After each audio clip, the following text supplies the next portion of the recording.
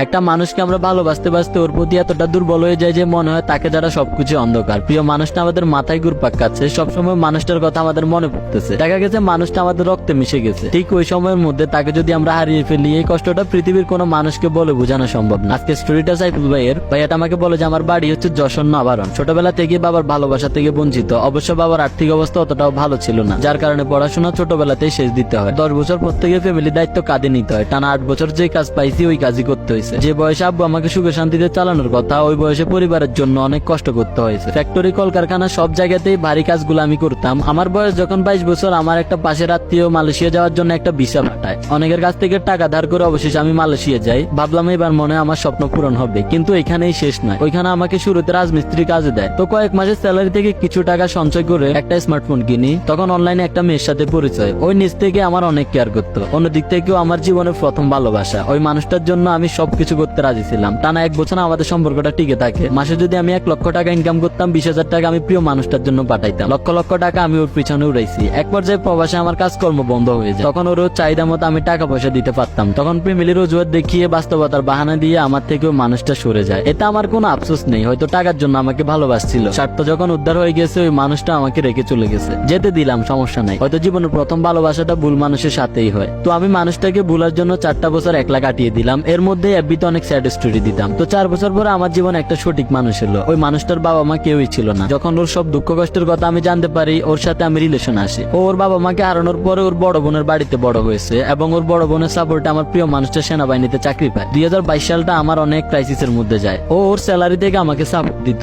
শত ব্যস্ততার মাঝেও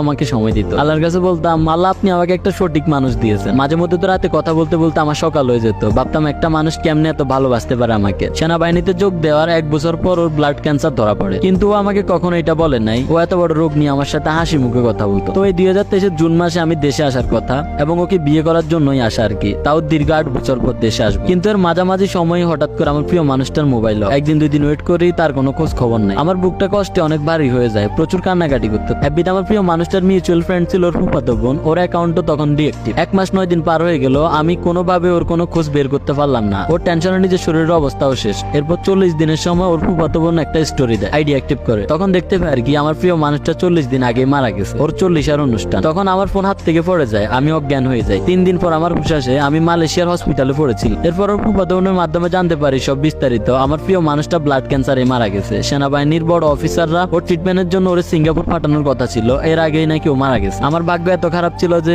আমি প্রিয় মানুষটাকে শেষবারের মতো দেখতে পারি নাই। দেশে আসার কথা ছিল, ওইটাও ক্যান্সেল করে দিয়েছি। জীবন আর কিছুই আশা করি না আমি। আর লাস্ট একটা কথা উনি বলে গিয়েছিল, ওনার প্রিয় মানুষটার জন্য যেন আমরা সবাই দোয়া করি। কি বলবো, উনি কিন্তু আমার ক্লোজ বড় ভাই। আমাদের অনলাইনে পরিচয়। এই কয়েক মাস আগে ঘটনাগুলো হয়েছে। ওই সিচুয়েশনে আমি ওনার সাথে ছিলাম। এত কান্নাকাটি করতেছিল, মনে হয় ওনার বাবা মাকে হারাইছিল। তো এটাই বলবো, কিছু সম্পর্ক টিকানোর জন্য আমরা আপ্রাণ চেষ্টা করি, আর কিছু সম্পর্ক প্রাকৃতিক ভাবে নষ্ট হয়ে যায়। যিনি আমাদের সৃষ্টি করেছেন উনি আমাদের ভালোটাই চায়, আর ওনার পরিকল্পনার কাছে আমরা সবাই ফেল। বাস্তবতা অনেক কঠিন, তাই মেনে নেওয়া ছাড়া আর কিছুই করার নেই। কিছু মানুষ সত্যি ভালোবাসে, মন থেকে ভালোবাসে, কিন্তু প্রিয় মানুষটাকে পেয়ে আবার হারিয়ে ফেলার কষ্ট, এটা আসলে কাউকে বলে বোঝানো সম্ভব না। এই স্টোরির মাধ্যমে এই শিক্ষাটাই আমরা পাই। ভালো থাকবেন সবাই, আল্লাহ হাফেজ গাইস।